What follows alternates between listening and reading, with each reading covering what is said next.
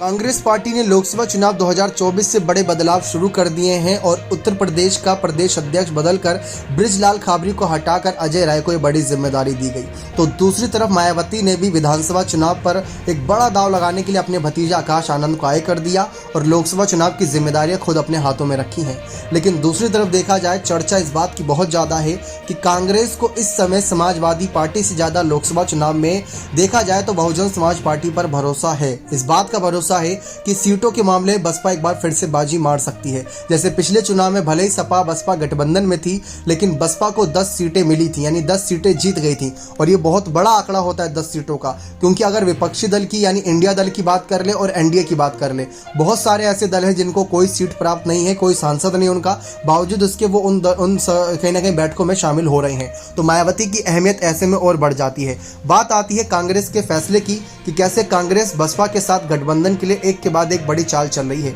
आपने हाल ही में सुना कि बृजलाल खाबरी को हटाया गया, लेकिन इसके पीछे कई सारे जानकार ये मानते हैं कि बृजलाल खाबरी, जिन्होंने बसपा के साथ दगाबाजी करके कांग्रेस में शामिल हुए थे और नगर निकाय चुनाव में कांग्रेस का प्रदर्शन और खराब हो गया उनकी वजह से, उसी वजह से उनको हटाया गया। लेकिन एक संदेश ये भी दिया गया कि कहीं ना कहीं बसपा से आए जितने भी कांग्रेस में नेता हैं उनको अब बैकफुट पर करा जाएगा, ताकि बसपा को ये लगे कि हाँ, कांग्रेस बसपा से आए नेताओं को नहीं बढ़ावा दे रही, इसी वजह से बसपा के और नेता कांग्रेस में शामिल ना हो।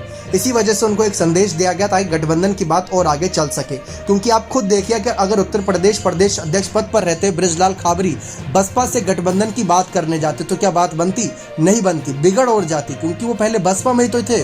अब ऐसे में अजय राय को अगर उत्तर प्रदेश की कमान सौंपी है कांग्रेस ने, तो इसीलिए सौंपी है कि वो कांग्रेस और बसपा के गठबंधन को सफल कर सकें। क्योंकि उत्तर प्रदेश में जैसा कि आपको बताया, विधानसभा सीटों के मामले में समाजवादी पार्टी आगे है। अब 2004 का साल तो है नहीं कि नेताजी का समय चल रहा हो और 35 सीटें निकाल लेगी समाजवादी पार्टी। वो तो मुमकिन होता नजर नहीं आ रहा, कागजी तौर पर भी नजर नहीं आ रहा, सर्वे पर भी नजर नहीं आ रहा।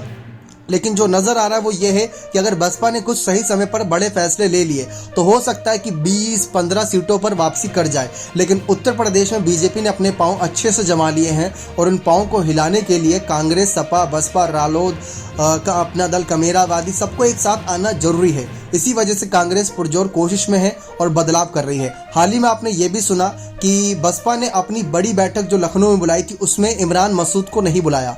इसके पीछे की वजह ये बताई गई कि इमरान मसूद मुस्लिम नेता हैं, लेकिन कोई अगर कांग्रेस या सपा से पहले जुड़ा था उनको भी पीछे किया जा रहा है। हाल ही में इमरान मसूद ने राहुल गांधी को कुछ तारीफें की थी, राहुल ने भी उनको कुछ बदले में जवाब भी दिया था। तो वो सारी चीज़ें जब दिखती है तो बसपा उस पर तुरंत फैसला लेती है, तुरंत एक्शन करती है। इसी वजह से इमरान मसूद पर भी, जो पश्चिमी उत्तर प्रदेश में पकड़ बनाते, उनको नहीं बुलाया गया बैठक में।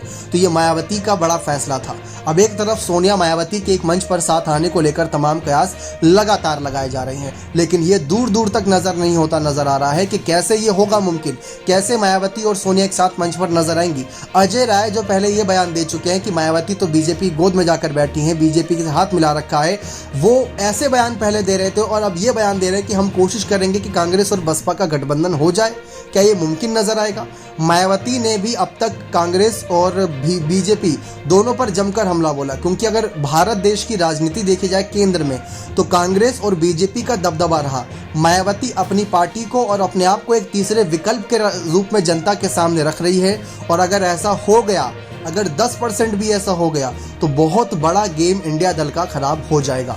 इसी वजह से कांग्रेस इस समय बसपा पर भरोसा जता रही है, ना सिर्फ लोकसभा चुनाव को लेकर बल्कि विधानसभा चुनावों को लेकर भी, जो राजस्थान, छत्तीसगढ़, मध्य प्रदेश में होना है उन सब में भी, ताकि बसपा कांग्रेस एक मंच पर रहे, सपा भी रहे साथ में, और सीटों के बंटवारे पर फैसला हो जाए। कांग्रेस जो बलिदान देना सही लगेगा वो बलिदान देगी, ताकि ज़्यादा से ज़्यादा वोटर्स के साथ इस सीट के मामले में कांग्रेस और बसपा दोनों साथ रहे। ये रणनीति अभी तक विश्लेषकों द्वारा बताई गई थी, जो हमने आपके सामने रखी। लेकिन क्या आपको लगता है कि कांग्रेस के इन बदलावों से मायावती मान जाएंगी? तो अपने कमेंट सेक्शन में जरूर रखेगा। बहुत बहुत धन्यवाद।